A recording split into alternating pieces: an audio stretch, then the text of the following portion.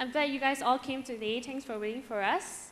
My name is Yvonne. I'm going to be the person who's going to be facilitating today's session. Today we're going to talk to a very privileged guest. We are very privileged to have her fly in from the US to meet all of us here today. Her name is Jessica Mah. I think some of you guys may have read about her in numerous articles all over the internet. She's a very successful entrepreneur. She started when she was really, really young. And I think for many of us over here today, we're either in business competitions or we're thinking of starting out of our own. I also started off my own when I was in college. So she's been through all of that and also a lot of hurdles.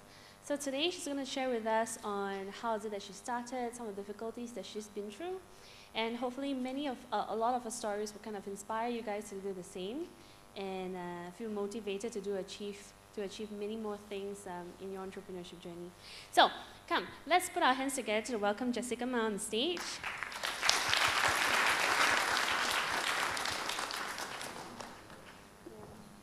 Thanks for having me. Okay, so Jessica, thanks for joining us today.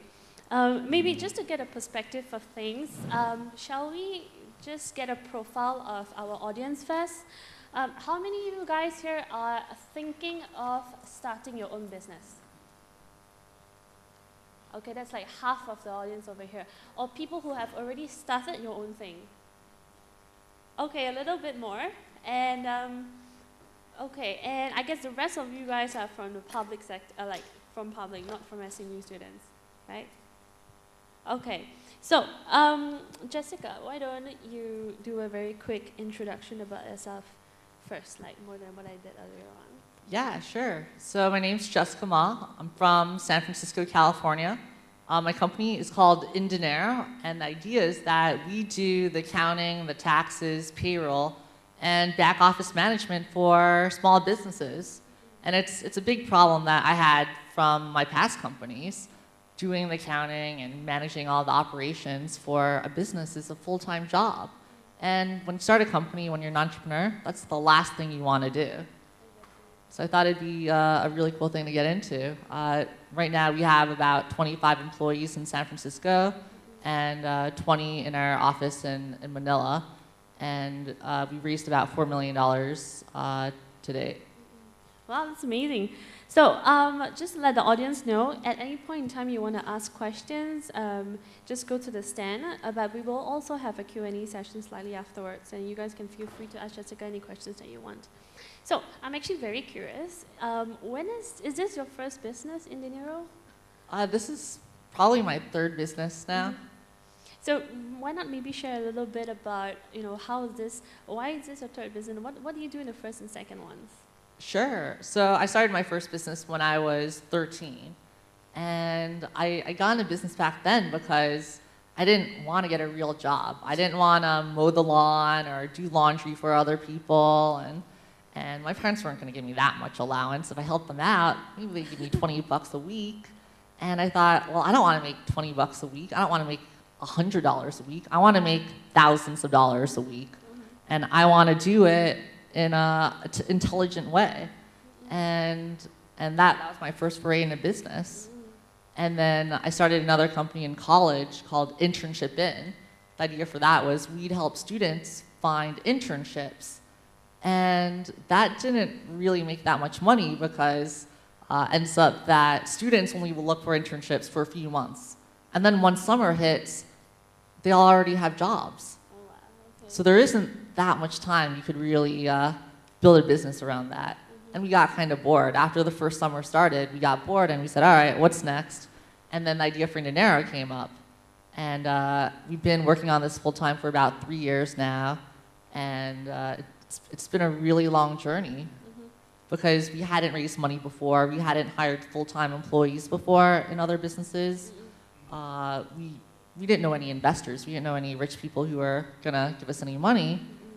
We didn't know how to get press.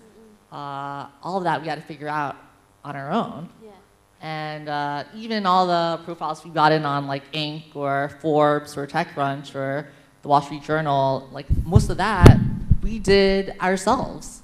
Like we didn't know how to hire the right PR firm to do all of that. we had to learn all of that just by experience.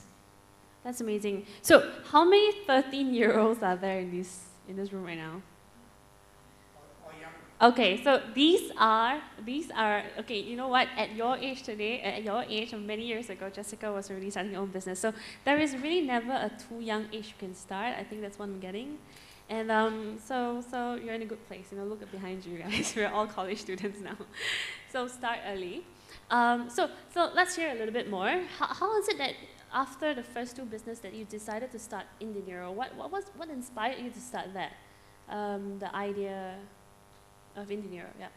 Yeah, well, with inDinero, we run the businesses before that, and we wanted to build a business that would actually make money on day one, because we'd read all about companies who wouldn't go without a business. They'd go without a business model, and they'd raise boatloads of money, and they would just ride on the VC wave for years without thinking about making money.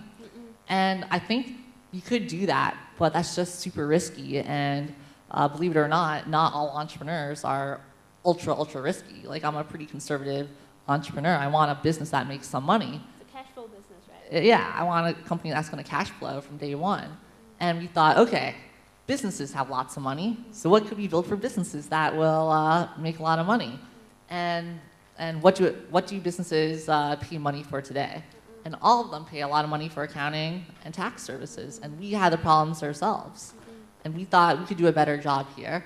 And that was really how it came about. We started with the end goal. We want a business that makes money. And everything else came together after that. Okay, and were you originally like studied in accounting and all this Texas thing that you're involved in today? No, actually my background's in computer science. I haven't taken that much accounting. I didn't take business classes in college. That didn't stop you though. That didn't stop you. Yeah, well actually I really wanted to take business classes at Berkeley, at UC Berkeley. That's where I went to college. But ends up that all the classes were always full. And unless you were a business major, you weren't top priority for those classes. So I would just watch some classes online, or I'd go to the public talks like this and just see other entrepreneurs in action. And that was my business education. So you kind of learn on the job as well? Yeah, pretty much. So this is interesting because many of us used to have, I also used to have this, this wrong thinking that if I'm not educated or not skilled in the business that I want to enter, I probably won't make it in that area. But you know, we have many proof in case studies of people who have entered new industries and kind of learn on the job and be very successful at that. So I believe that, you know, the first, is inDinero today, the current state that it is in today, the original idea that you had when you first started out? Oh, absolutely not. The first idea for inDinero was, let's build software to help businesses with their accounting. And as many of you know, Intuit has this product called QuickBooks. That's the market leader, 99.999% market share. And so that making money there is a real uphill battle. Be a real challenge to make something work there. So we had to change course. Okay, so what did you do then? I mean, you had a very big competitor in the market, and then 99.9% of the market was already using them. So what made you stand out from the crowd? Well, our idea back then was, how about we do something focused on entrepreneurs? Let's build an entrepreneur-focused accounting product, not an accountant-focused accounting product. And the problem is, once a business grows up, they have to hire an accountant at some point.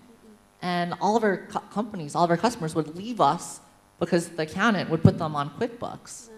And we only discovered that a few months into the experiment. All businesses are really just an experiment. And then we thought, okay, we're not really making that much money. We've got to change something. And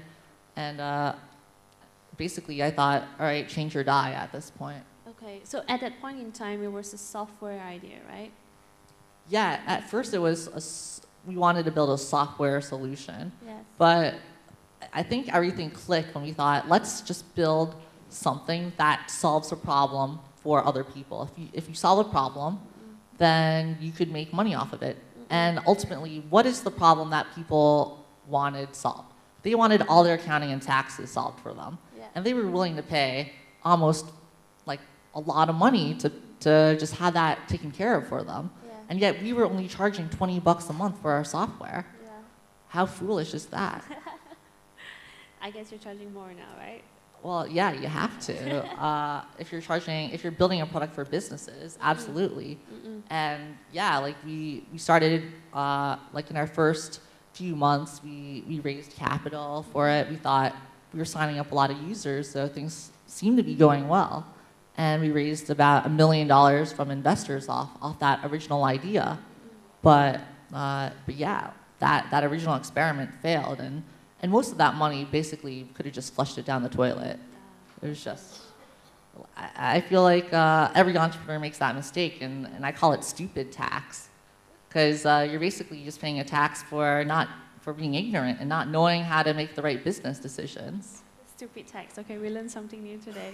So how did your investors take it then? I mean, they invested $1 million for something that they thought it could work. How did it affect them, or like what was your thoughts about it? Some investors were very encouraging. They thought, all right, just you'll figure it out somehow. And one investor who I'm particularly fond of, his name is Steve Blank. He's really into this lean startup movement, and he's written a few great books about startups. And when he put money into inDinero, he said, Jessica, you're probably going to fail, and you're probably going to lose all of my money, all $25,000 of it. And I said, so why are you giving me the money? Are you crazy? And he told me, no, I'm investing in you, and even though I'm probably going to lose every single penny, you're going to let me invest in your next startup, and the one after that, and the one after that. And the deal here is you're going to let me invest until you actually make me my money back. That is amazing. And so we handshook on that. And I'm still in business. I'm still alive. But if I went out of business, I would definitely call him, and he'd say, all right, attempt number 2. Let's go to the next one. Yeah, basically. And I feel like the best investors are like that. They're not in the business to make money. And I know when I was first pitching, when I was first going to all these investors, I was trying to show them this fancy schmancy slide deck and my spreadsheets for how much money we'd make and how much money we'd make our investors. And a lot of the best ones didn't care for any of that. They wanted to invest in a passionate and energetic entrepreneur, and they saw it more as a charity case. Charity case. Okay, you know what? On this topic about raising funds, I just want to ask the audience, how many people of you are here currently in the process of raising funds, or even still in the process of refining your idea? Any one of you guys? Okay, so maybe you can share, the guy with the MacBook, right? What is your largest hurdle today? Maybe you want to ask Jessica a question regarding your current difficulty. Yeah, I think this question is, so when you there a whole lot of those VCs, how do you filter which VC or business angels will follow? Yeah, so the question is, there are a bunch of VCs, a lot of investors. How do you figure out who to talk to? And a lot of it just comes down to who do you know, and whether or not they've actually made investments to similar companies. And in our case, we first went after a lot of VCs, but VCs obviously have to make money. And my specialty is in getting people to donate money to the cause, not in convincing them that inDinero is the greatest business, because it was my first real business. Yeah. So I didn't have a track record. I couldn't point at my record and say, hey, I want to make you a lot of money. And I'd say it really just started with entrepreneurs, investors who had started a company before. That's the most important criteria when it comes to taking money, I think. Because those are the people who aren't just going to give you money. They're going to help you do more with it.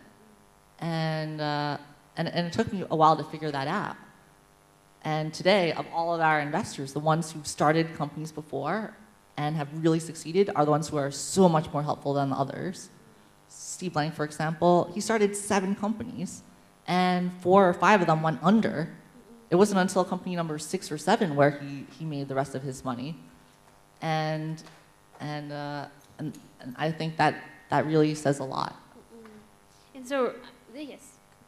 So, as a first-time entrepreneur, what did you bring with you when you went around like raising funds? Yeah, the question is, what did I bring around with me when I was first raising funds? Well, at first, I brought my MacBook with my PowerPoint slide, and it was always down to business right away. And then that wasn't really working out. And I thought, all right, I gotta change my approach. I'm not like trying to pitch a hedge fund guy. I'm trying to pitch a successful entrepreneur who wants to support other entrepreneurs. So I got rid of the slide deck, and I just tried to make it a casual conversation. So I never met in my office. I never met in their office. I always brought it to a coffee shop, and it was always just a casual conversation. I said, and we just talk about business and our passion for entrepreneurship, and I tell them about challenges about my company and ask for advice and just see if there's a rapport. And then eventually it comes down to, look, like, I think you'd be a great investor for us. What do you say you put in $25,000 into the company and be a supporter? And that way I never had to make it a formal presentation. Did you ever have a working prototype that went around fundraising, or did you just show mock-ups? Yeah, the question is, did I have a prototype, or did I just go in with mock-ups? And I strongly believe in starting a company without raising outside capital first. In other words, we already had customers, we already had traction, we already had a product before we actually talked to investors. And we tried to raise money on a prototype, but obviously no one was really interested in talking to us. Why would they be? We're first-time entrepreneurs, we just have a prototype, or we just have screenshots. You're not gonna put in money into that. And you gotta differentiate yourself from all the other charity cases out there. There are a bunch of other young entrepreneurs competing for the same money. And that was another part of my strategy. Like, how do I just differentiate myself from everyone else?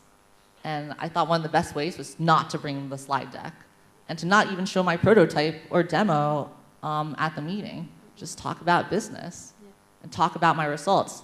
Here are how many customers I have. Here's what my revenue growth looks like. And just be candid about the results. And then the results would speak for themselves. That was my perspective. So there was one thing that I learned from the side when I was incubated in SMU was that many of the very excellent investors out there, the idea, the business is secondary to the person or the team that is currently running the business. So more often than not, what Jessica said about having the investor believe in the team, believe in yourself, is actually the first and foremost, the most important thing. And then afterwards, proving your business case with real life customers, people who are actually paying for the service, that makes more sense. So actually on that topic, what do you think of the other business models, not the cash flow ones, the ones that require heavy investment from VCs and just getting huge number of users and not a cash flow business. Any advice for people pursuing that kind of business model? I think that it's really difficult to build a company that doesn't have a revenue model, especially if it's your first business. And the reason for that is, how are you going to attract the funding up front to start a company that's not ever going to make any revenue? And if you don't have that credibility, it's near impossible to do. So I say it's fine if you do it. I just would never do it for my first company. And at the end of the day, for your first company, the goal isn't necessarily to make a lot of money, I don't think. I think the goal is to learn how to hire people, how to manage people, how to raise funds, how to do PR, how to do sales, how to do marketing. Learn all of the skills and treat your first business as if it's like business school. And if you're adding in all these other problems, like trying to build a company without a revenue model, you're adding extra overhead, and you're just gonna learn less, I think. So we all read from your introduction in the newsletter that you were also part of Y-Combinator. How do you think that experience has helped you in your business, or what was it like? Sure. Does anyone here know what Y-Combinator is? Has anyone heard of Y-Combinator? Now, who has not heard of Y-Combinator first? All right. Okay, maybe we should do it. You Yeah. can do the introduction about Y-Combinator. You've been in there. Yeah, I'll talk about Y-Combinator. Out in Silicon Valley, there is an incubator called Y-Combinator, and the idea is that they give you like $17,000 worth of funding, and more importantly after that, they hook you up with all these other investors and with PR, and they help you hire your first engineers and all of that. And that was one of our first lucky breaks, getting into Y-Combinator. So in your experience over there, how did it help mold your business to what it is today? Just a little bit of context. We met in San Francisco, and she was just sharing with me some stories about how Y-Combinator, she met a few people that was really helpful in her business. So what about, how was your experience like then? How did it help you in making inDinero it is today? Yeah, sure. Well, starting any company, I think it's a big mental game. Because one day you feel like you're on top of the world, like I'm gonna be a billionaire, ha ha ha. And next day you think I'm an utter failure, I'm a terrible person, and my employees hate me, and my customers hate me, and I'm running out of money, and my investors hate me, and you just go through this alternating cycle almost every day. And I still feel like that. I think every entrepreneur does. And so I think the most important thing is to just surround yourself with other people going through the same challenges. And being part of a business plan competition or an incubator or any of these other programs makes it so that you get to meet other people who are going through the same roller coaster. Yeah, and you know, for those who many of us, we probably have a more distant chance of being in Y-Combinator. Any words of advice for people who are not that, you know, incubated in an incubator like that? Yeah, well, we could have done business plan competitions and grant programs, and we definitely tried, but we actually we got rejected from a lot of them. And I know there's a business plan competition going on this week, which I'm really excited to see. And the funny thing is, for us at UC Berkeley, we didn't make it past the first round, and we applied the first year, and then we applied the second year again as well. And I guess the judges didn't like our plan. And the moral there is, just because you don't make it past the first round in one program or one competition doesn't mean that you can't get past the first round in something else. I mean, we must have applied to dozens of these grant programs and competitions, and obviously most of them are just you're probably gonna lose most of them. And that really taught me a lesson. And the lesson was just that you should try and try and try, and there's so many other opportunities to meet entrepreneurs and to get free money. So yeah, I think it's absolutely true. You know, every day in an entrepreneurship journey is like a roller coaster ride. You have peaks, and then you have really bad days. So let's take a question from the ground first. Yes. Okay, you mentioned about the business models, importance of business models that determines whether it's success or failure in running a business. Okay, so from a background that you're from com science, and how realistic do you think is a business program, whether in US or Singapore, that can actually be able to shape up a realistic business model for success? Let's say even if you're a business school or you're com science. So how many failures have you been through? Is it because the business models are not realistic to the actual environment, or whether you are a graduate from business school, so you have a certain advantage? Maybe we'd like to advise the audience here. What is the realistic level of business model of a student that have gone through a proper educational and business school compared to those without a business model training, basic theoretical training? Because if without the basic, how are you going to run out or shape out your own business model? So let me simplify it a bit. How do you actually relate it to your failure in in the earlier stage of your business, what sort of business that you run that fails? Maybe like share on that part. And how you actually move over to, was that Disneyland in California or Florida, then gradually your business pick up or something? Is there some changes? So what sort of business changes, business model changes have you actually gradually, because of certain physical environment that you gradually learned from the physical environment itself? Yeah, let me say the full story. From business school, yeah. maybe let's share on that. Okay. This is my first question, yeah, thanks. All right, yeah, I'm sure you'll have plenty more after that. Yeah. Okay, we'll get there. Okay, maybe Jessica. Yeah, so the full story is first few months we raised $1 million. After about 12 months on the business, most of the money's flushed down the toilet. Not making much money, making about like 150 grand a year, basically peanuts. Like I could pay for like a few employees and hardly more than that. Yep. And yeah, we were obviously pretty depressed after that. If you watch online, I had this interview with Steve Blank. It's a Stanford entrepreneurial thought leaders lecture, and it's definitely like one of the most watched lectures on ETL on Stanford's podcast. And there I was in the height of my depression. You could see it on my face. And sorry, maybe Jessica, just to give a little context, maybe you will want to talk about your Forbes, TechCrunch, and yeah, sure. I mean, we got featured everywhere, and like we were in the Inc. 30 under 30, Forbes 30 under 30 list, and obviously when you get all these mentions, you start to get a little ahead of yourself. You think, wow, I'm really hot stuff. And all that's just a lie.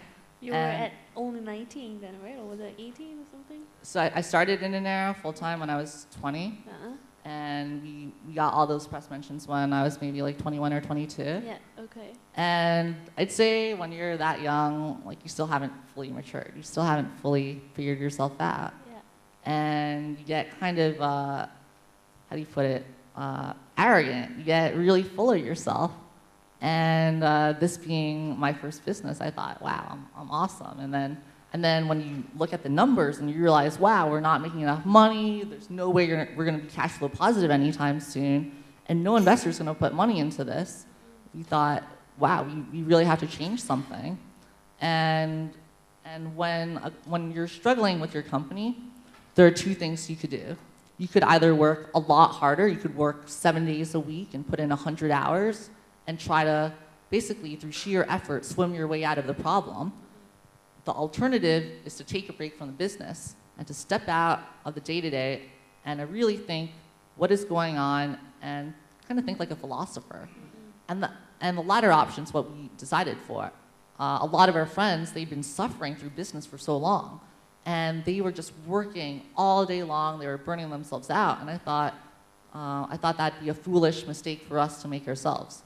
So we basically took a few vacations, went to Disney World. And you were sharing with me how much money you had at the bank and then, right? Yeah, I mean, we went from like 1.2 million in the bank to about $100,000 in the bank. And that could last you 2 months, 3 months then? Yeah, maybe like 3 months, because we weren't really paying ourselves anything.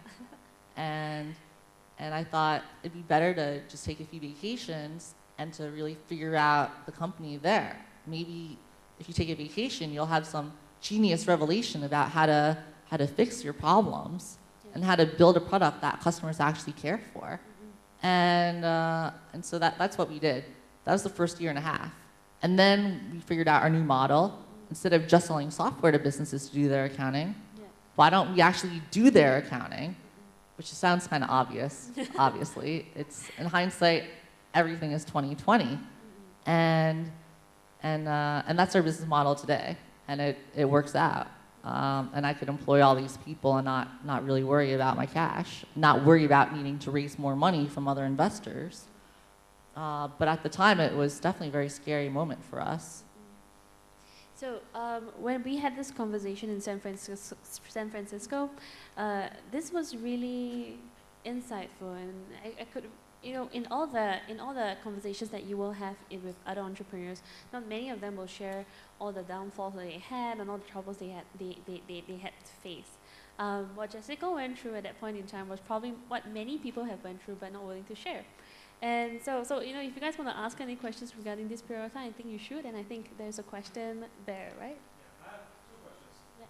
One, I remember when you came out of YC back in the day, you looked a lot more like a mint for business, and more like a SaaS software play that arguably is. So I want to understand when you pivoted into actually hiring CPAs to do accounting for businesses, how do you think about scalability? How do you make a decision that if you do that, it's human power, and how do you scale in that sense? And that's one question number one.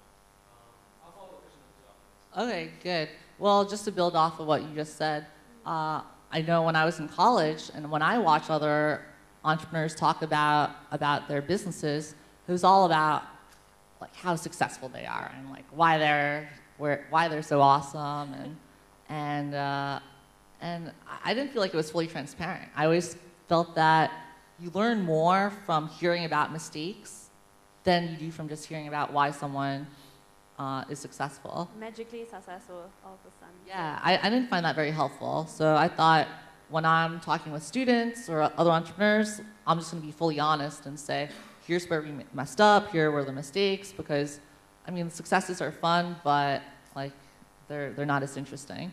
So about your question, the question is basically, inDinero was first a SaaS offering. All we did was software, which meant that theoretically we could sign up millions and millions of businesses and not have to hire a lot of headcount. And why did we transfer to an idea that required potentially real people on the ground doing a service? And the answer to that is, first of all, yes, we did hire CPAs and accounting professionals to work at the company full-time. And of our almost 50 people total, maybe half of them come from some sort of accounting or taxation background.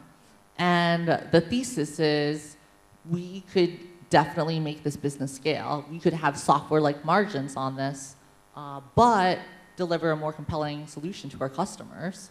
That was the thesis. That was the thought. And yeah, you have to hire people who know what they're doing. You can't just learn it all yourself. But I have a background in computer science. I didn't know anything about accounting or taxes before I started this. I'd never taken an accounting course in college, and I'd never prepared my own tax return. I didn't know what one looked like. But that's where you know there's a need for that. Yeah, so my strategy was, in order to hire a professional, you have to know how to do it yourself. If you're gonna hire a programmer, you need to know how to program at least enough so that you could interview them intelligently. Otherwise, everyone looks good. Same with accounting and same with taxes. What I did there was I decided to become an IRS enrolled agent, which means I am legally allowed to prepare tax returns on behalf of businesses and individuals in the United States. And the IRS required that I take 3 tests to get this certificate, basically, get my license to prepare taxes. And I just basically studied for 2 months to get that. That way I would have the authority to hire professionals to do this. So if I may follow up, the second question is, if I understand it correctly, you're now hiring in Philippines to do kind of a virtual CPA for the US, arbitraging the manpower cost perhaps. I'd like to understand, was that originally part of the plan to think about how you have software-like margins? And second, what were the challenges that you decided Philippines is where we're going to go and you just have to do it? Yeah, great question. He asked about our office in the Philippines and how basically almost half our staff are there. And how did that come about? And that was not in the original plan. In fact, nothing was in the original plan. The original plan was build software like a mint.com for businesses and become a billion-dollar company just through that. Obviously, none of that worked out, and the first plan and the second plan and the third plan all went out the window. Even before this pivot to providing accounting services for customers, we had 2 micro pivots in between. We thought, let's be like Angie's List or like Yelp, where we'll refer the business to an inDinero certified accountant. That was one idea. But then accountants they're terrible at sales. They're terrible salespeople. And they weren't closing any of the business that we referred them. So that idea went out the window. And then we started selling it ourselves. So I would do the sales myself at first, and I would then get the customer to have their accounting done by an accountant. But then the accountants weren't providing the level of service that I wanted. And they were making 80% of the revenue. I was only making 20%. And I thought, wow, we could just do that for the customer and keep all of the money ourselves. And so that was the full evolution from software to referring customers to accountants to doing it ourselves. And yeah, we played with a lot of ideas. I actually tried to staff up in the US. The first idea was, let's just make it software margins on day one. Let's just automate all of accounting and taxes. It ends up that the tax code is super complicated. And accounting is also incredibly difficult. So the model was, how could we provide manual services in the interim until technology has caught up? And that's what led to us opening up an office in the Philippines. Maybe the gentleman there first. Yes. We'll rotate that. Yeah. Actually interested in what's happening within the company. So I was just wondering whether you ever had like conflict or fight with people that you trust, maybe your co-founders or any point that you trust that really strongly damage your relationship and has the help your company. And what do you do to resolve this problem and move forward with this everybody can focus their business rather than this kind of conflict? Oh, great question. He asked about conflicts with co-founders and with employees and people you trust. And Especially when you started this business in your college and everybody had different interests, a lot of commitments, and how you can keep everybody focused on the business. yeah, and how do you keep everyone focused on the business, especially when the different stakeholders might have completely different goals in mind? And a lot of entrepreneurs would say, yeah, don't really have that many problems, things are great. They're all liars. They're all terrible liars. And actually, on the plane ride over here, for 3 days before the plane ride, my co-founder and I weren't talking to each other. We were really angry at each other. And I said, Andy, please drive me to the airport. Otherwise, we're not going to talk for like probably another month. And so he drove me to the airport, and then we meet up. And I'm like, all right, give me a hug. I'll see you in a few weeks. And now we're talking again. But I feel like that happens maybe once a quarter. We like really get angry at each other. And I feel like maybe it's not normal, but I sense that it's a lot more normal than people think. People just don't talk about it. And how do you resolve that? I think it's pretty simple. It's like probably go to your parents and ask for advice on this one, right? Like, how do you resolve a debate like that? And ultimately, everyone in the company has the same goals. So even if you disagree with one of your managers or your employees, they want to do something else, you just remind everyone in the room, look, we're all here to help businesses succeed. That is our goal at inDinero. We want to help business owners succeed. And if we all have the same goal, right now we're just debating different ways to get there. But we all have the best long-term interest in mind. And that usually clears the storm.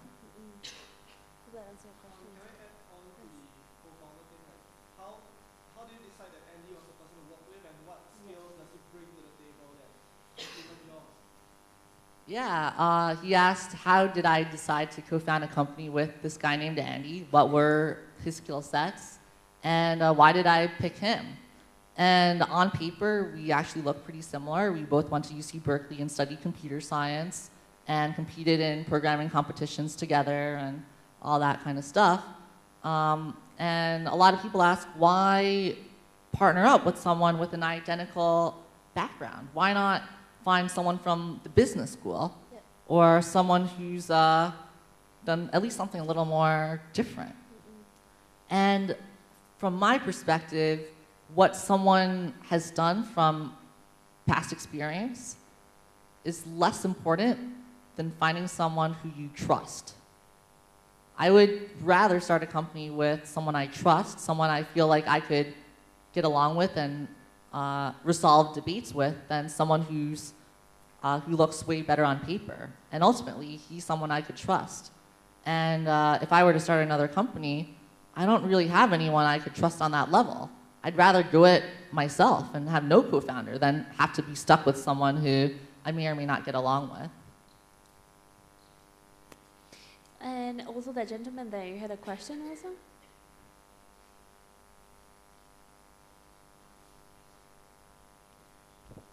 Do you have any, in mentioning of this business model, say when you go into a specific industry or whatever, okay, are you able to assess how long you could stay inside a certain industry, whether you run a cafe, an online game, like online, let's say online retail outlet or whatever, how long will you be able to sustain in a specific industry and assess whether your losses could be temporary?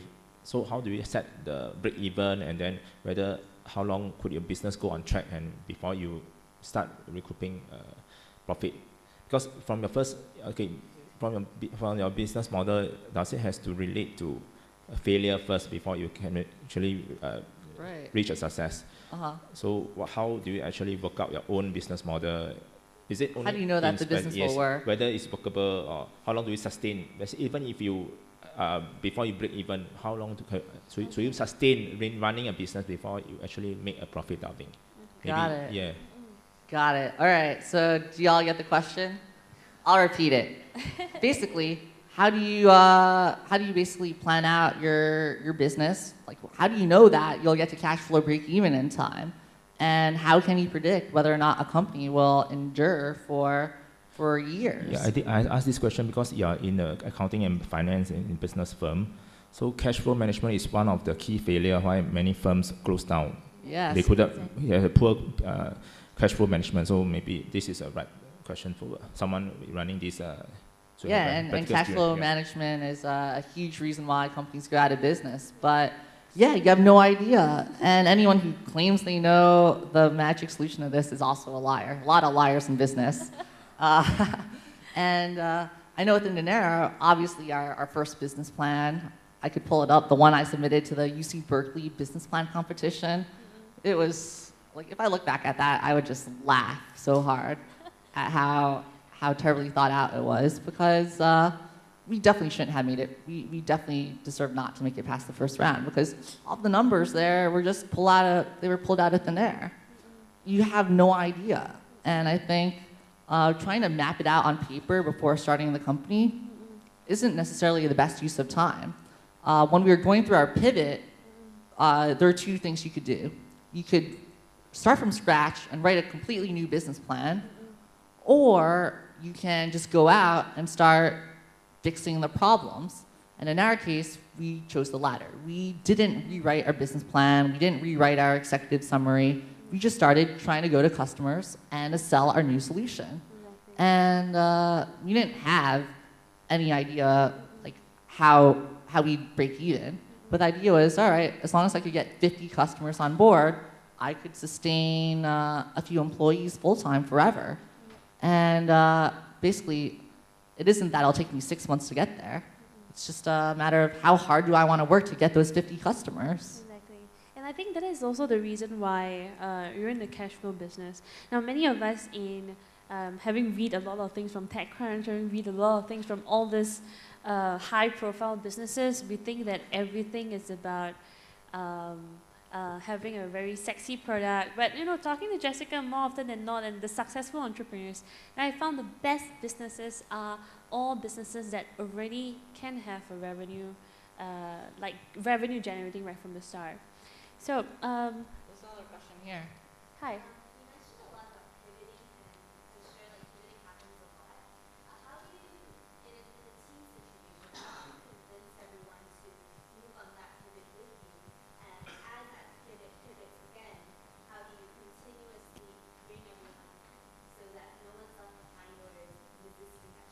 So basically, like, how do you do a three-part pivot like we did?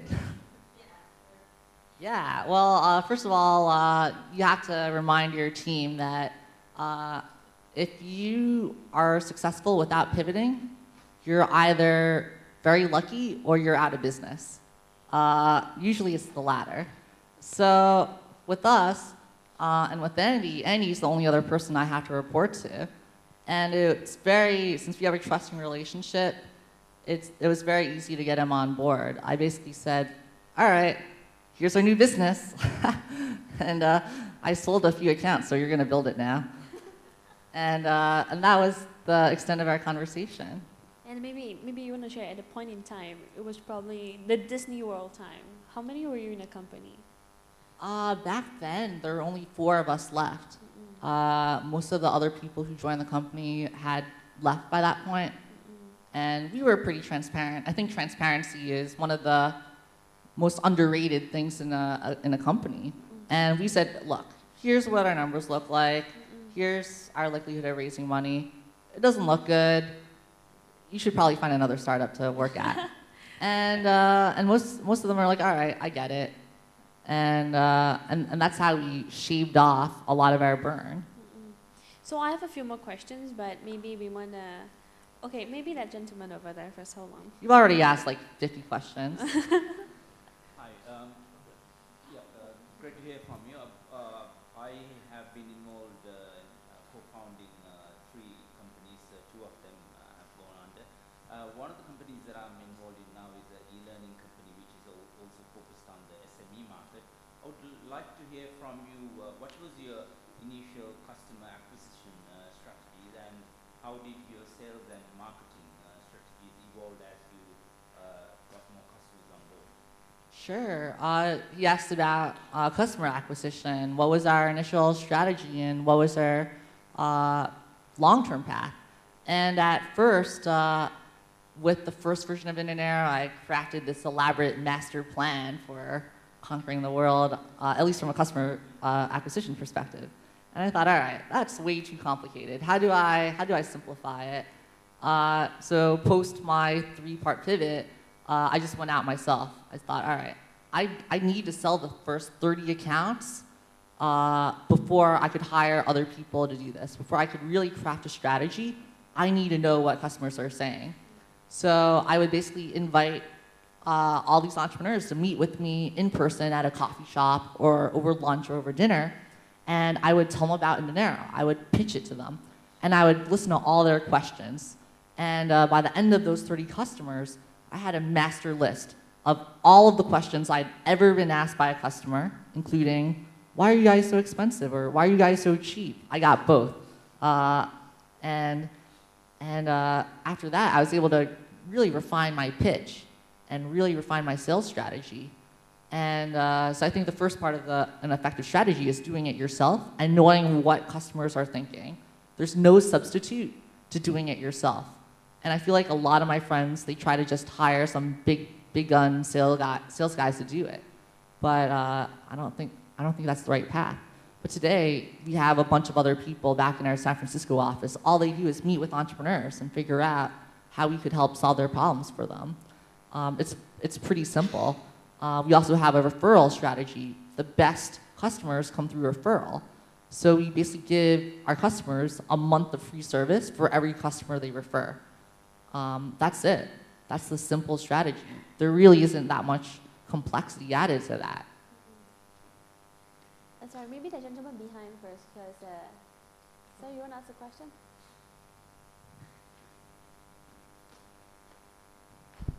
Thanks. My name is Sumeng. Just a simple question being at current times. Do you run an accounting, tax, payroll, outsourcing service and in inDinero right now? Is that correct? I'm currently running this company. Okay. When you first started, let's see, 2001, there's very similar companies here in Singapore, also in Hong Kong, and obviously in California, where you operate in. Now, how do you distinguish yourselves apart from the rest of the competition? Yeah. For me, because it's a tough market where you're in, really. Yeah, well, with every business, you need to start with your unique selling proposition. And usually you should have at least 3 unique selling propositions. And for us, it was actually pretty simple. We looked at all these other accounting firms out there and thought, wow, they don't make their own software. They don't think about how can we be value add to a business? How can we teach them something new about their business that they didn't already know? So that's number 1. we make your own software, and we provide value to entrepreneurs beyond just accounting and taxes. Two, all of these accounting firms, they price by the hour. We're a flat monthly rate. You know what you're going to pay. Three, you have an entire accounting team at your fingertips. It's not just one bookkeeper or one tax person. And yeah, that's the key part of the sales pitch. That's key to any business, knowing how you're different. And we just pound those things every time. Can we clarify your flat rate? Is it per pay, or is it per user, or per company? Yeah, so flat rate being per company per month. Flat rate, predictable, they know what they're paying every single month when they're a customer. And that was actually pretty novel because a lot of accounting firms, they thought, I should never charge by a flat rate because what if a company gives me all this work to do? And for us, since we're a software company at our core, we're not really an offshore outsourcing company like most of these other competitors are. We could automate more of it, and that means that I could afford to suffer a little more on the service side.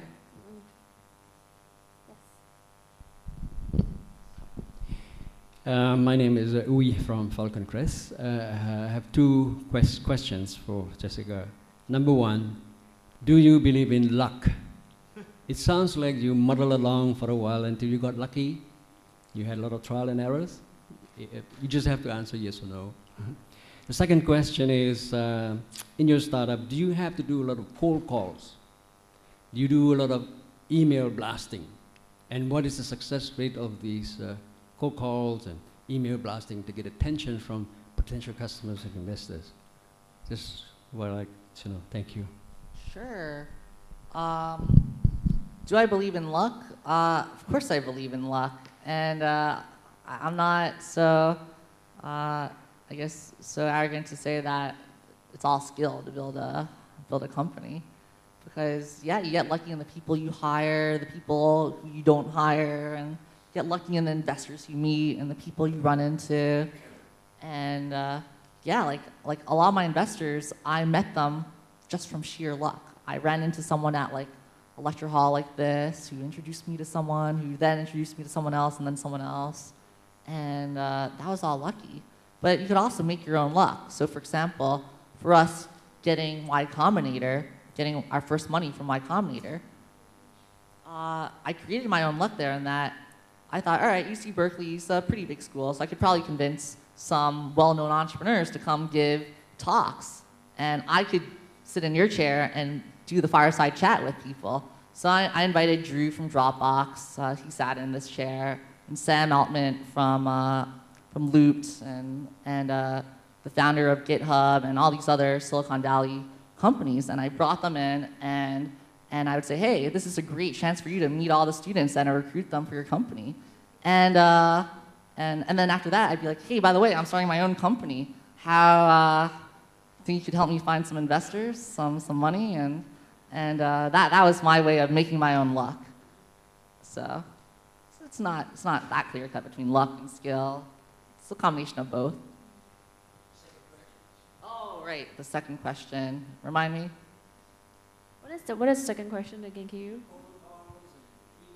Oh yeah. So what's the success rate of cold emailing and cold calling? And the success rate is very low.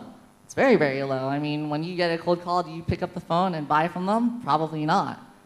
Which is why companies should really focus on referrals from happy customers. I once remember reading about Amazon.com and how at first they were spending so much money on advertising. And then Jeff Bezos, the founder and CEO, said, let's just take all that money and reallocate that towards just making Amazon better. And I believe in the same thing. I believe let's just try to make a better service for customers, and that's the best way to find more. So yeah, we don't really do much cold emailing or cold calling. It's not effective, costs a lot of money, and it's distracting. Is there any more questions from the room, maybe? Okay, yes. Yeah. So you said you founded your company in college. Did you go back and do it again? Did you found inDinero while you were in university? Okay. Would I wait until after, or would I start it in college again? That's a good question. Okay. So I would probably not start it in college again. Probably wait afterwards. It's easy for me to say now because, and I feel like when you talk to entrepreneurs and you say, what would you do if you could go back in time? And they'll say a bunch of things, but it's really tough for them to give you the honest truth. And I know for us, like I definitely didn't have good grades working on inDinero in college, and I wasn't paying attention, and it definitely hurt me long term. Like I really wish I knew all the things that I could have learned from class. So that's my answer. What's next? What's next? I don't know. Probably inDinero some more. Okay. Businesses are a long-term thing. Yeah. Like when I first got into this, I thought I might do this for a year or 2 years or 3 years, and now I'm over 3 years in, and only now are we starting to see that it's working out. And if I'd given up earlier, that would just be a colossal waste of time and money. And I feel like it takes at least 5 to 6 years to see something successful. At least 5 or 6 years. Okay, thank you. I hope that answers your question. So yes, I know you have a question over here. Yeah. Yeah.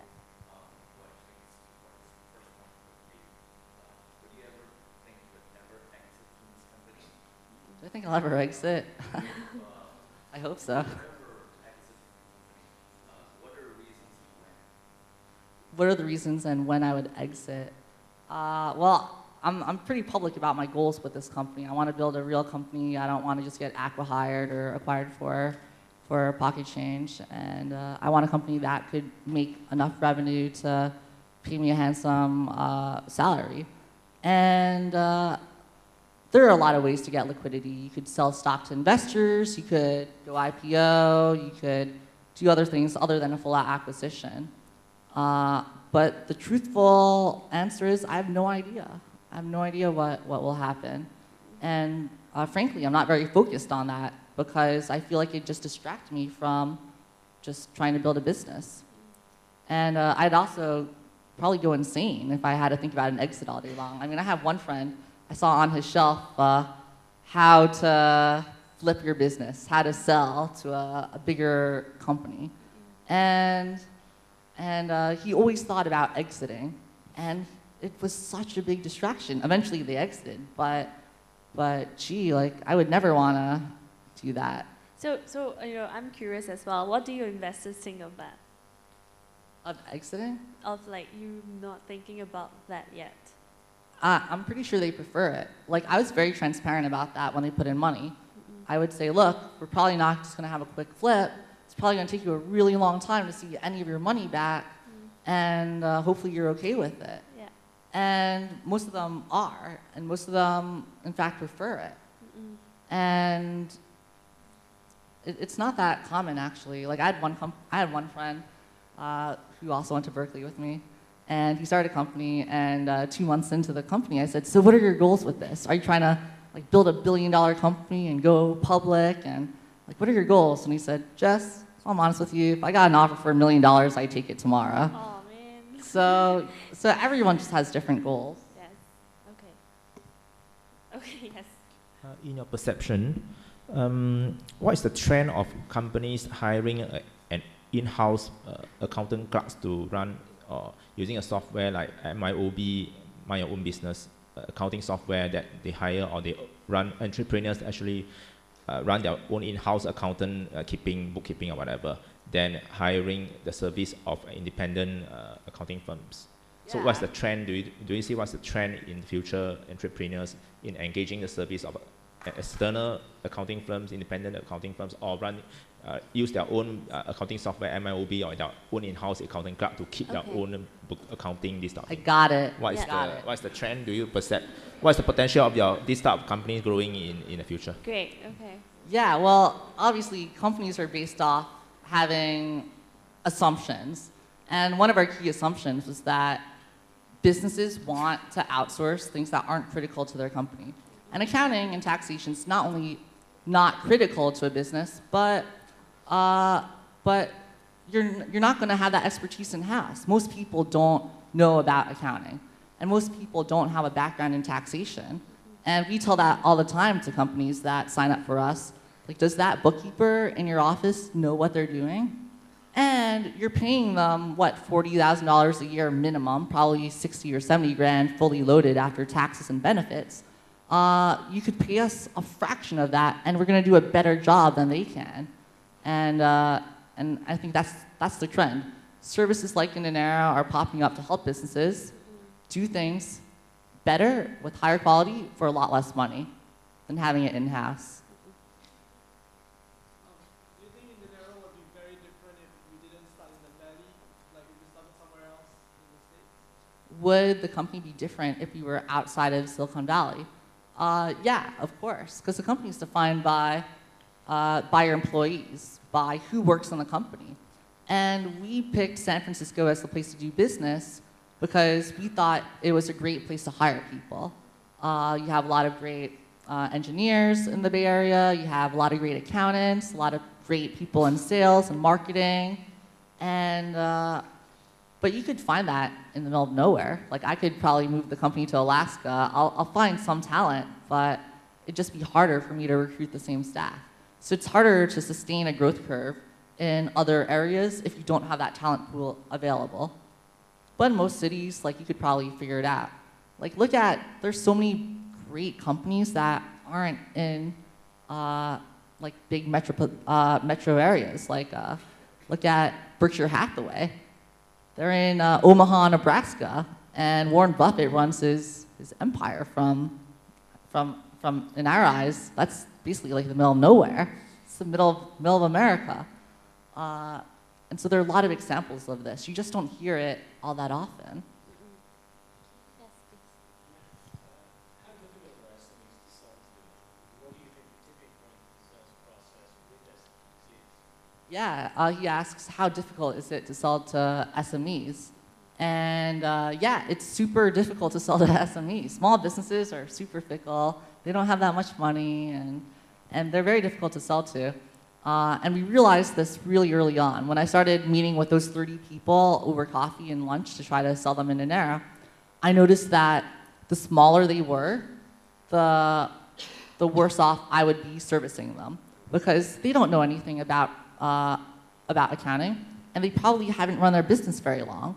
And I discovered that mom and pop shops, they're not growing. So they're trying to pinch every penny possible. And if a company is penny pinching, they're not going to think about how to make their back office more efficient. And every penny counts for them. So the answer to that is it's better to sell to bigger businesses than smaller businesses. So we don't go after sole proprietors. Now, when we get on the phone, we qualify a lot. We say, how long have you been in business? How many employees do you have? And if they don't have at least one employee, then there's a good chance that it won't be a great fit. It'll be very difficult for us to sell to them. Yeah, SMEs are a really tough market. Yes, Guy with Bank of Pro. Do you have to do like trust as a financial product? And so people would say, well, so like an online startup is like a time, I'm not quite sure that it's going to be bigger soon. Do you kind of just put some other Yeah, he asks about trust and credibility when you're trying to build a financial company. And yeah, it definitely occurred to me at first that that a lot of people wouldn't trust me to build this kind of service. But I thought, all right, how about we start by hiring accountants who have lots of experience, and we could point to their resumes and say, look, you're working with some world-class people who are way better than the local bookkeepers you're going to find out there. And it's not like I'm doing it personally. I'm giving your work to some real experts. And just talking about that and reiterating it really gets it into people's heads that you're trustworthy.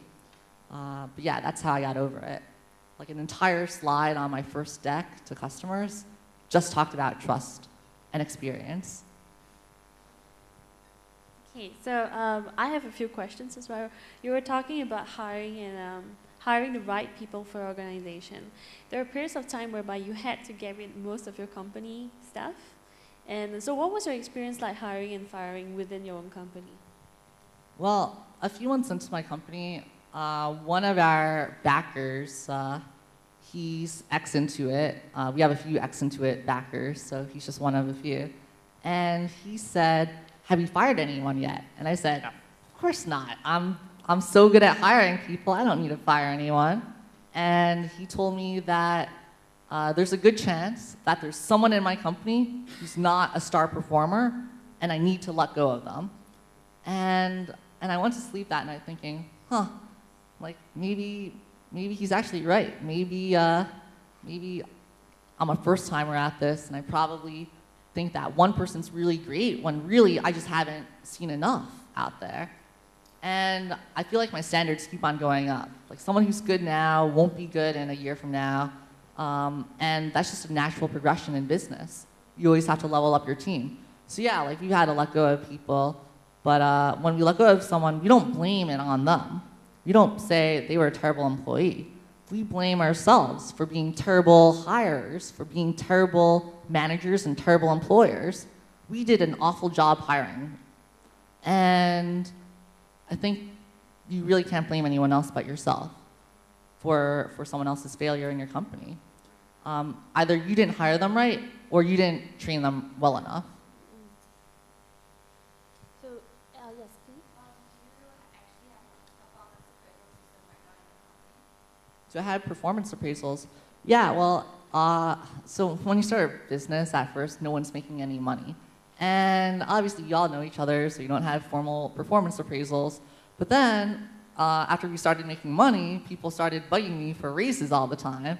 And what we decided to do was we'll have formal, like we'll review performance and talk about comp twice a year. Once before tax season and once after tax season. And that's worked out pretty well for us. But yeah, I think it's good to sit down and go over how well, not only how well the employee's doing, but how well am I doing managing them. They should rate me, because maybe I'm doing a terrible job, and I want to know about that. Because people don't quit companies, they quit managers, they quit leaders.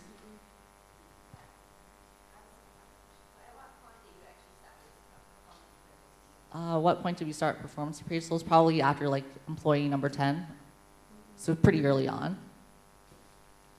Yes, please. As a startup, what sort of mindset do you look for your employees? What sort of mindset? What kind of mindset do I look for in employees? Do you want leaders or do you want followers? Do I want leaders or followers? I definitely want leaders. I don't want followers, because when you're in a startup, you want everyone to think outside of the box. I don't want them all coming to me and asking these. So here's an example.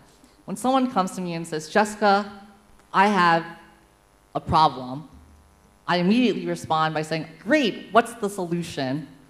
And they should have this thought out. And yeah, now it's have it. When someone says, "Jess, I have a question. By the way, I have the solution." So I've trained every single person to think like that now. So yeah, I want leaders. But if all the people start thinking out of the box, who will work? It causes you too much trouble. Well, they all do work, and I do work. Like, all of us have to do work no matter what. Just because you're a leader doesn't mean that you're lazy and not willing to get your hands dirty.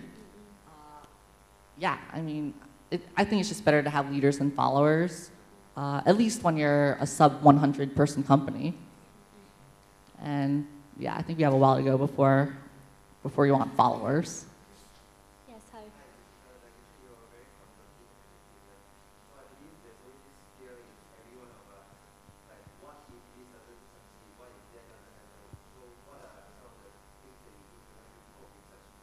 Oh, so how do you cope with fear of failure and all that? Well, there's this great book by Dale Carnegie called How to Stop Worrying and How to Start Living. And it sounds like a really depressing book, but I read that when I was super depressed, and what I got out of it, I remind myself of whenever I'm upset. And basically it says, what's the worst that could happen? And picture yourself in that scenario. What's the worst that could happen? And then you feel great about yourself. Like, what's the worst that could happen if your company fails? and you lose all your money, and you have to let go of all your employees and let down your investors, well, you could still move back in with your parents, and they'll feed you. That's the worst that could happen. So, Actually, many people in Asia are still living with their parents. There's no trend of like moving outside. oh, so you live with your parents anyway. Yeah. So that's the worst that could happen. Okay, so any more questions from the ground? Hi. A question about innovation. Yes. When it comes to, I guess, financial reporting, record keeping is next. So is there some innovation that you're really proud of? Is there an innovation I'm really proud of? I mean, there are a lot of innovations I'm really proud of, but let me talk about an innovation that's not so much of an innovation that I'm proud of. When we started inDinero, we thought, let's make this elaborate AI that could auto-categorize transactions for us. And I wanted to apply some of that stuff I learned back in college, back from my AI class. And we started working on that, and we spent so much time and money on it. And then at some point, Andy, my co-founder, he's like ultra technical and ultra mathy, and he said, screw this AI stuff, screw this complex innovation, patentable technology. Let's just make it super simple. So today, we just have a master database of like 10,000 vendors in the world and how they're categorized, and it's super simple. And I'm more proud of these simple hacks than I am of the more complicated, sophisticated technologies. Okay, last question. We have Yes. Oh, yeah, last question. Yes, definitely last question. Your last question. What is your perception on risk management portfolio? Because so far nobody asked about this. Okay, in your business, I believe it should be considered a low to medium level risk. Because when you want to expand your company to different states, okay, currently I don't know how many states you have, or across the globe, how many firms you have globally or whatever. You'd like to share or not is another story. Okay, but in terms of risk management portfolio, we like to give certain advice. Okay, any tools of evaluation that's being done to reduce your chances of failure. Let's say, okay, when you go to a higher risk business like speculation of the stock market investment, that thing, the risk is relates to the profit return of this. So how do you actually, we like to advise the audience here on risk portfolio management when you decide to go to a certain business in terms of expansion like McDonald's restaurant or whatever. How do you actually assess when is the time for you to expand a business, the branches, increase the branches, starting? Thanks. So how do you evaluate expansion of your business? Because so far nobody asked about risk management portfolios. Maybe this is important in running a business. Yeah, I mean, let me make it applicable to everyone here. How do you think about expansion of your business? And for inDinero, at first we're super focused on California businesses because ends up that if you have a company in Alaska or in Hawaii, I have to file a completely different state tax return for you in these different states. And yeah, I mean, expansion, I think you have to be really careful about. Like a few months ago, a lot of our employees said, let's go into inventory software management. And others said, let's go after an international market. Let's serve Canadian companies. And customers tell us that all the time. Oh, you guys should do this or that. And I think you just got to learn how to say no more than you need to figure out how to evaluate these opportunities because they're so compelling. And the fact of the matter is you could usually make a lot more money just perfecting what you're already doing. So focus on that instead of working on all these other expansion ideas. That's my perspective. Great. Is there any more questions on the ground here? Hi. Hey. You mentioned that you did very little cold calling and email blasting. So who were your first customers and how did you manage to acquire them? Yeah, well, my first customers, obviously, they're all businesses because inDinero targets only small businesses. And I met so many business owners just by going to events like this, in the hallway, networking with people. And over the course of a few years and through college, I just met all these people. They're friends with me on Facebook and on LinkedIn. So what I did was I just went through my Facebook friends list, and I just put every single person's name on a spreadsheet. And I had probably like 100 names of people. And I just picked the top 30 who I thought I'd be most likely to convince. And I gave them all, I usually sent them a text message. I said, hey, it's been a while, I haven't caught up with you, let's like get coffee and I could tell you about what I'm working on these days. And unbeknownst to them, I would bring a contract with their name pre-printed on it.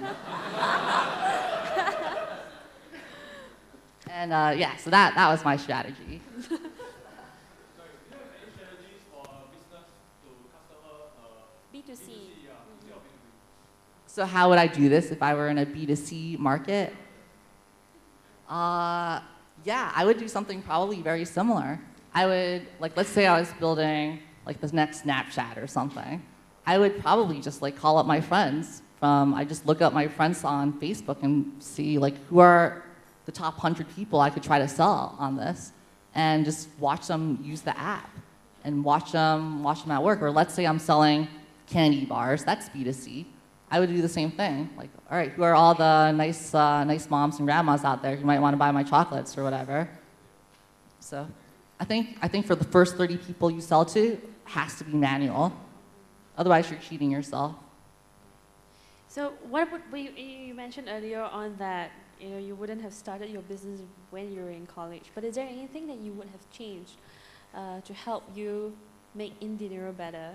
And we're actually very close to the end. Would you have any advice for the people starting their new business here and people who are already in their businesses here?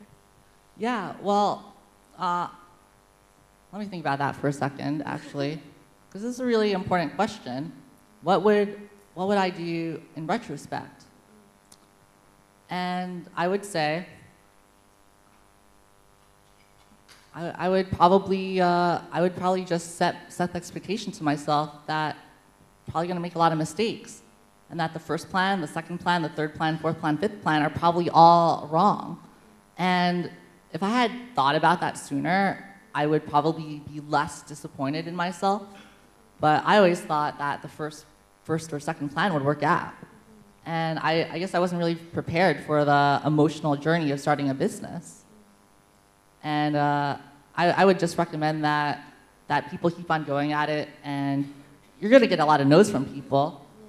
Like the first 30 people I sold to, I probably had to talk to 120 people before I sold those 30 people, if not more. And investors, we also put together a spreadsheet of over 100 people, and most of them also said no.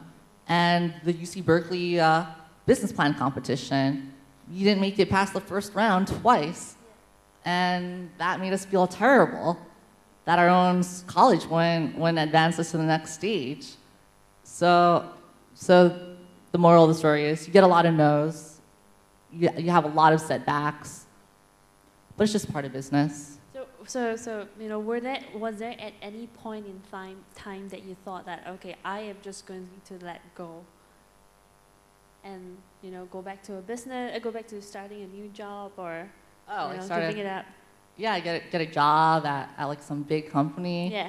That I don't think that ever occurred to us. Even when we were really not doing well after like the first year, I don't think it ever dawned on us to ever acqui-hire ourselves away or get a job. And I know Andy and I never actually talked about it. We never said, what should we do if we run out of money? It wasn't even a conversation. We just kind of knew what the other person was thinking. And we both had that understanding that we were stuck until the very end, and that talking about what we would do in case the company would fail would make us fail. For example, let's say you're driving your car really, really fast, and there's this huge turn coming up right ahead of you. You're not looking at the hill that you're about to drive off of, because otherwise you're going to drive off the hill. No, you look towards where you're driving to. Same thing with running a company. If you think about failure, that's where you're going to end up. Great.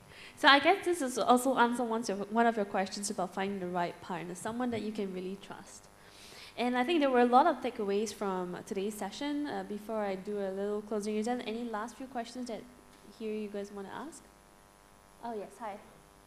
How did the name inDinero first came about, or any history first? How did we come up with the name inDinero? Actually, inDinero wasn't supposed to be the business name. At first, we just had a code name, and we're like, all right, this is Project inDinero. Dinero means money in Spanish. So I thought In the Money would sound kind of cool. And yeah, I actually thought it was a terrible name. I probably spent maybe 20 hours trying to come up with a new business name, and I was willing to spend a lot of money to acquire another domain, but I couldn't figure out anything else. And then we started signing up customers, and they said, inDinero is such a cool name. And at that point, we grew so fond of it that we just had to keep it. Yeah, names are difficult. Okay, any last pressing questions? If not, yes, hi, okay.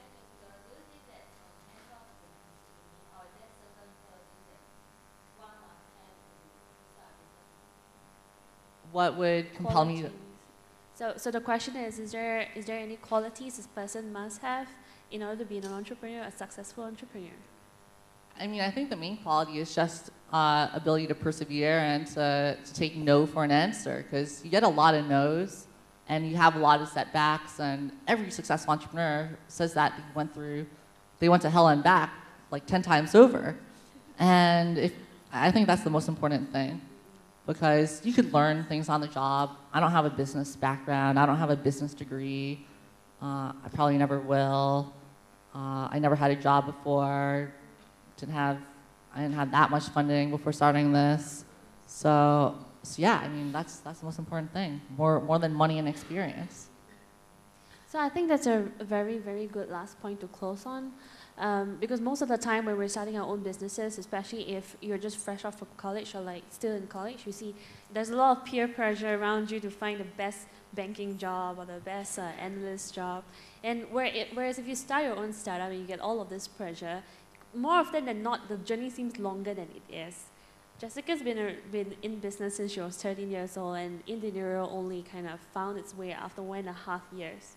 So finding the right partner, not afraid to change the idea, even if it may displease some investors, but then you know that they won't be the ones to stay with you along all the way anyway.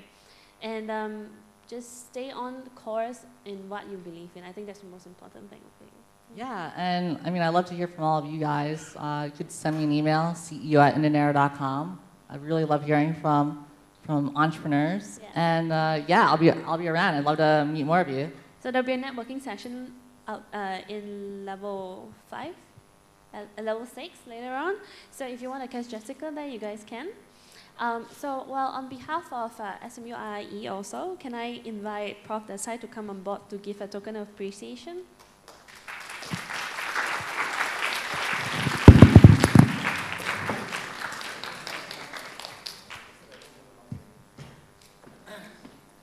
I was going to say, I don't have your long legs to jump up. Thank you very much for having me.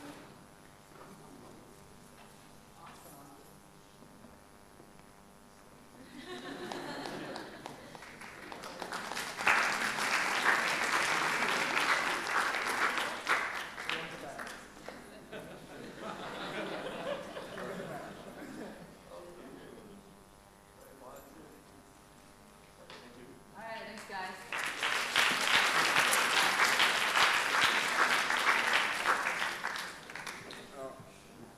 This is the end of the formal session. If some of you want to have a chat with her, please feel free to walk up to her. Right?